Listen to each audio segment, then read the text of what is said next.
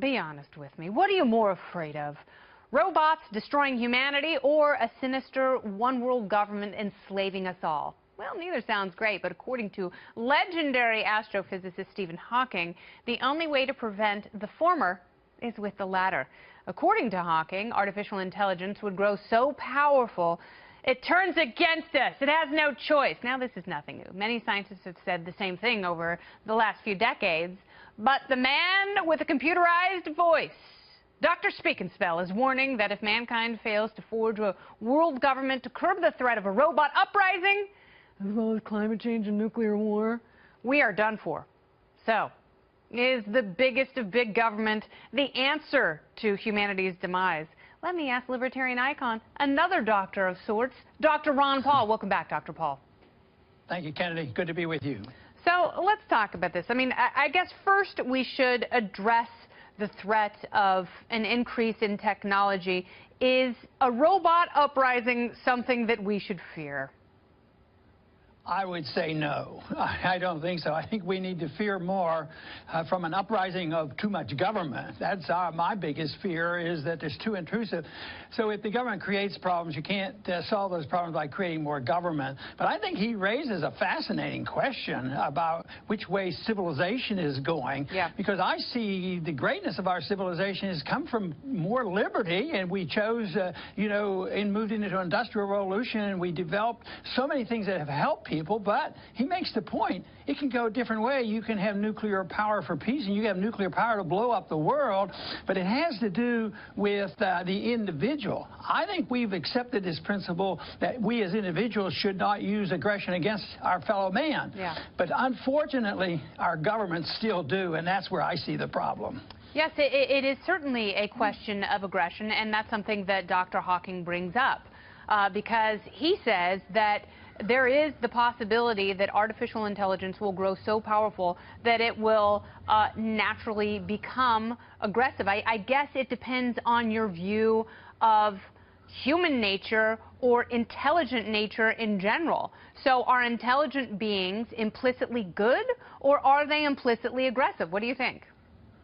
Well, I think intelligence is basically good, but I don't think machines can take over for the intellectual and the personal moral responsibility of the individual. I see that liberty solves so many of these problems. They gave us this great abundance, but then they gave us a choice. I think the next move for civilization, which is very, very young, when you think of what it accomplished in the last 300 years or even in the last 100 years, that we need to do something, because we've had great technological advances, but we've already started killing each other. Hundreds of millions of people killed, and then the nukes are still around. So the only answer to that is that we develop a belief that the human race should accept the principle of non-aggression against individuals.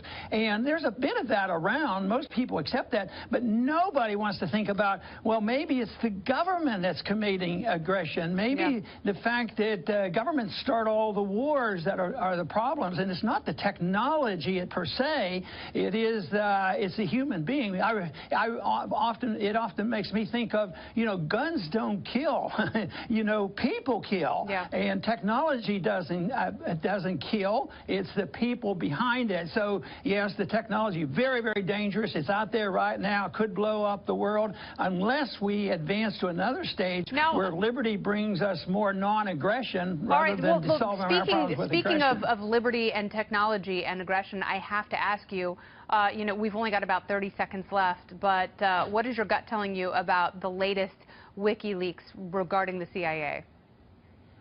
I think it indicates that liberty is in big trouble, and that's the secret government. But the fact that we're getting this information out is fantastic. The Ed Snowdens are heroes to tip us off, but it also tells you how bad it is. And, with all this revelation, have we heard people on the other major networks yelling and screaming and warning us? Do you know what's happening? Do you know what they're doing? And no, you don't hear that. So the people need to prize prize their privacy and their liberties much more and not capitulate and believe the government. See, the CIA is part of the government.